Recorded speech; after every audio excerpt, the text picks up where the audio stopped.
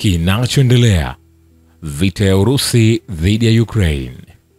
Yako mengi ambayo yanaendelea kushika kasi kwenye vita vya Urusi dhidi ya Ukraine. Nachokifanya ni kuendelea kwa kusogezea hatua kwa hatua upate nafasi ya kufahamu yale ambayo yanaendelea, na moja kwa moja ni kupeleke katika uwanja wa kivita, ambapo huko ni kwamba wanajeshi wa Urusi wamekomboa Vodolag kwenye mkoa wa Sumi na Novopol katika Jamhuri ya Watu Donetsk.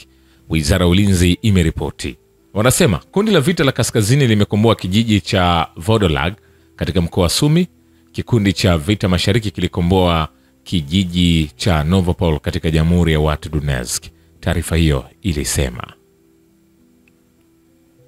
Jeshi pia limesema kuwa ulinzi wa anga wa Urusi umedungua ndege 169 zisizohamishika za Ukraine katika saa 24 zilizopita.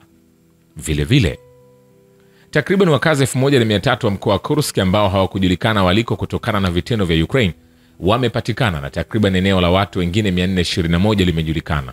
Kaimu Gavana Alexander Heichstein anawaambia waandishi wa habari. Kulingana na mkuu wa mkoa, vifo vya raia 304 vimethibitishwa. Ni kwambia hivi, hatujamaliza. Vile vile, wanaojitolea kutoka Ufaransa wanaoshiriki kwenye operesheni maalum ya kijeshi pamoja na Urusi wanapigania kuhifadhi maadili ya jadi na kulinda maslahi ya kitaifa. Sergei Munir, kamanda wa kitengo cha ndege zisizo na rubani za Urusi na Ufaransa, ambacho ni sehemu ya brigade ya upelelezi ya Cossack, anasema, kwa nini kuunga mkono Urusi? Kwa sababu Urusi na Ufaransa zina historia zinazofanana kabisa. Tangu siku za Roma ya kale, Ufaransa na Urusi zimepitisha ustaarabu wa Kirumi, sheria zake na imani ya Kikristo, na wamekuwa warithi wa Roma tangu zama za kati. Kwa hiyo tulikuwa na maadili sawa. Sasa tunaelewa jinsi ilivyo ngumu kwa Urusi kutetea maslahi yake, hasa baada ya hali ngumu ya kiuchumi na kuanguka kwa ujumla, alisema. Vile vile, baada ya kupata hasara kubwa katika mkoa wa Kursk, vikosi vya jeshi vya Ukraine havina nguvu kazi na vifaa vya kushikilia mkoa wa Sumi. Mtaalamu wa kijeshi na kisiasa Yan Gagin anasema, kinyume na hali ya nyuma ya hasara kubwa iliyopatikana na jeshi la Ukraine kwenye mkoa wa Kursk, hasara ya vifaa ni muhimu sana. Ukraine inaelewa kwamba ikiwa ni lazima vikundi vyetu kwenye mkoa wa Sumi vinaweza kusonga kwa kasi sawa na vifaa vyetu, kwa kawaida wanaelewa kwamba hawataweza kushikilia makazi. Hasara itakuwa mbaya sana, Gagin alisema. Ni kwambie hivi, hatujamaliza. Vile vile, Urusi itapigana kwa muda mrefu kama inachukua, ikiwa ni lazima, kulingana na Vasil Nebenzia, mjumbe wa nchi hiyo wa Umoja Mataifa, anasema. Ametoa kauli hiyo katika mkutano wa Baraza la Usalama la Umoja Mataifa unaohusu majaribio ya Ulaya kuzuia mchakato wa amani nchini Ukraine. Anasema wakati umefika sasa kwa kila mtu kufanya uchaguzi.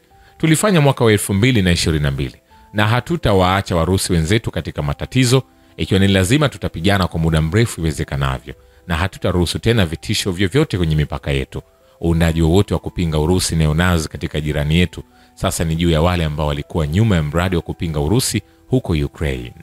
Ukombozi wa jumuiya ya Kondrashovka katika mkoa wa Kharkov ni mafanikio makubwa ya kimkakati kwa jeshi la Urusi ambalo limewanyima vikosi vya Kiev kituo cha usafirishaji kwenye eneo hilo. Mtaalamu wa kijeshi Andriy Marochko anasema mamlaka ya eneo la Sumi kaskazini mwa Ukraine wanahamisha idadi ya watu kwa bidii, huku kukiwa na hali ngumu kutokana na kusonga mbele kwa jeshi la Urusi. Oleg Grigorov, mkuu wa utawala wa mkoa, anasema hali ni ngumu, alisema kwenye kituo cha runinga. Uhamisho unaendelea kikamilifu katika eneo la Sumi. Vile vile, hapo hapo kwenye uwanja wa kivita, wanajeshi wa Urusi wamekomboa jamii 13 kwenye mikoa ya Sumi na Kharkov na Jamhuri ya Watu Donetsk katika wiki ya Mei 24 na 30 katika operesheni maalum ya kijeshi nchini Ukraine, Wizara ya Ulinzi ya Urusi imeripoti. Wakati wa wiki, vikosi vya vita vya kaskazini vilikomboa makazi ya Loknya, Vladimirovka, Belovod na Konstantinovka katika mkoa wa Sumi kwenye operesheni kali za kukera. Vikosi vya vita vya magharibi vilikomboa makazi ya Stroyevka na Kondrashovka katika mkoa wa Kharkov kupitia operesheni kali ya Stupochk, Romanovka, Staraya Nikolayevka na Gnanatovka katika Jamhuri ya Watu Donetsk. Ni kwambie hivi, hatujamaliza. Wafungwa raia wa Urusi wa vita nchini Ukraine wamekufa kutokana na matibabu na ukosefu wa huduma ya matibabu kwa wakati. Naibu spika wa jimbo Anna Kozenisova anawaambia waandishi wa habari wakati wa safari ya kikazi kwenye mkoa wa Kursk. Kwa kweli nililipa kipaumbele maalum leo kwa mazungumzo na wafungwa raia wa Urusi ambao kwa sasa wanatibiwa katika moja ya hospitali zetu. Hadithi za kutisha walizoshiriki ni ngumu kurudia. Walikufa kwa sababu ya ukosefu wa huduma za matibabu, na tuseme matibabu mabaya. Vile vile vikosi vya wanajeshi vya Ukraine vimefyatua risasi 63 na ndege zisizo na rubani 74 na kushambulia wilaya 12 za mkoa wa Belgorod na kuwajeruhi watu 4 katika siku iliyopita, Governor Vyacheslav Gladkov anasema. Hayo yakiendelea, Maxim Grigorev, mwenyekiti wa mahakama ya kimataifa ya umma inayochunguza uhalifu uliofanywa na wanazi mamboleo wa Ukraine, ameonyesha uungaji mkono wake mkubwa kwa hukumu ya kifo kwa wale waliohusika na kuua, kuwatesa na kuwadhulumu raia katika wilaya za mpaka za mkoa wa Kursk. Pia alisisitiza kwamba chini ya sheria ya sasa ya Urusi, adhabu ya kifo haitumiki kwa sababu ya kusitishwa. Huu ndio ukweli ambao tunashughulika nao kwa sasa, Grigorov alibainisha. Nikwambie hivi, hatujamaliza. Vile vile wanajeshi wa Ukraine wameondoka Kondrashovka katika mkoa wa Kharkov baada ya kupata hasara kubwa. Waziri wa ulinzi wa Urusi Andrei Belosov anaripoti. Katika taarifa yake kwenye chaneli yake ya Telegram, afisa huyo mkuu wa ulinzi alipongeza amri na namna wafanyakazi wa kikosi cha 121 walivyokomboa makazi kutoka kwa adui. Zaidi ya watoto 90 wamepata majeraha katika mashambulizi ya Ukraine dhidi ya mikoa ya Urusi tangu mwanzoni mwa mwaka. Anna Koznetsov, naibu spika wa jimbo la Duma la Urusi, anasema wanajeshi wa Ukraine walifunzwa na wataalamu wa Kimarekani kutumia mbinu za mateso na mbinu zao zilitumika baadaye dhidi ya wafungwa wa vita wa Urusi, kulingana na Maxim Grigorev, mwenyekiti wa mahakama ya kimataifa ya umma kuhusu uhalifu wa wanazi mamboleo wa Ukraine. Nikwambie hivi, hatujamaliza.